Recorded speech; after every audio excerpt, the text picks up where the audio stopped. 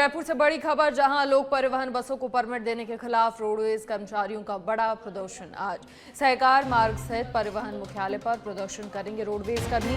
2000 से अधिक लोक परिवहन बसों को परमिट से रोडवेज के अस्तित्व पर संकट का आरोप है। राजेंद्र सिंह डाबी के नेतृत्व में भारतीय मजदूर संघ संभाग स्तरीय प्रदर्शन करेगा। सेवारत और सेवानिवृत्त अधिकारी कर्मचारी एकजुट होकर रोडवेज बस की ताकत दिखाएंगे। रोडवेज कार्मिकों ने कहा, रोडवेज की रोजी रोटी पर हमला बर्दाश्त नहीं होगा, हर हाल में लड़ाई लड़ी जाए। तो आज मजदूर संघ संभाग स्तरीय प्रदर्शन करेगा। सेवारत और सेवानिवृत्त अधिकारी कर्मचारी एकजुट होकर रोडवेज की ताकत दिखाएंगे।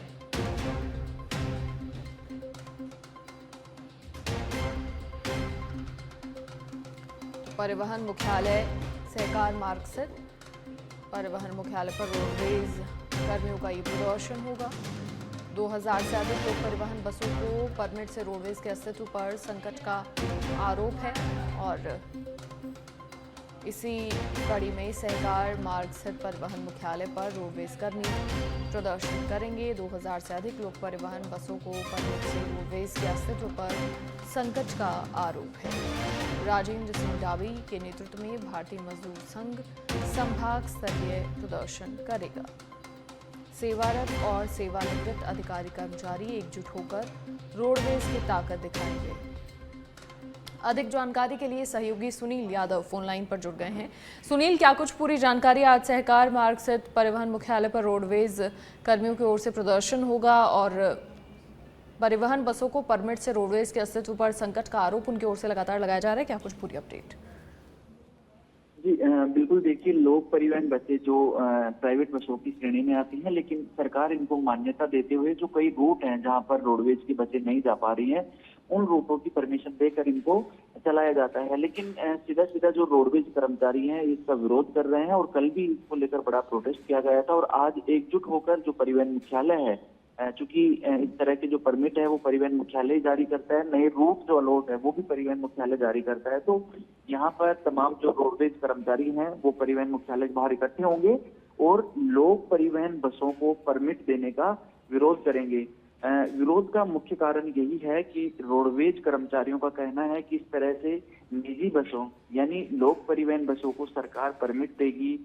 परिवहन विभाग भी उस मामले को हरी झंडी में रखेगा कि लोक परिवहन बसों को परमिट दिया जाए, तो जो राजस्थान रोडवेज है, जो सरकारी निगम है, उसका अस्तित्व खतरे में आ जाएगा, क्योंकि लोक परिवहन बसें, इन पर किसी तरह का कोई काबू नहीं होता है, कोई कंट्रोल नहीं होता है।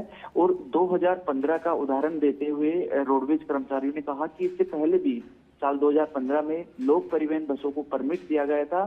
तब ये तमाम लोक परिवहन बसें ये जो बिना किसी लगाम के दौड़ती रही, एक ही बस के नंबर से कई बसें चलती रही, ना कोई फिटनेस, और कई तरह की जो समस्याएं हैं लोक परिवहन बसों से उत्पन्न हुई। और सबसे बड़ी बात यह है कि लोक परिवहन बसों की वजह से राजस्थान रोडवेज है उसकी राजस्व में कटौती हुई, क्योंकि राजस्थान रोडवेज तमाम जो नियम कानून कायदे हैं उनके आधार पर चलती है, जबकि इस तरह से जो निजी बसें हैं किसी भी रूट पर किसी भी टाइमिंग पे और कहीं भी बस स्टॉप करके जो राजस्व नुकसान है राजस्थान रोडवेज को वो किया जाता रहा है। और अब फिर से वही गलती दोबारा से दोहराई जा रही है कि लोक परिवहन बसों को परमिट दिया जा रहा है और 2000 बसों को परमिट देना अपने आप में बड़ी बात है। इससे अच्छा है कि राजस्थान रोडवेज की बसों को बढ़ाया जाए, ये उनका कहना है। दूसरी तरफ सरकार और परिवहन विभाग का कहना है कि लोक परिवहन बसों को परमिट इसलिए दिया जा रहा है कि राजस्थान रोडवेज के पास अभी पर्याप्त बस नहीं है।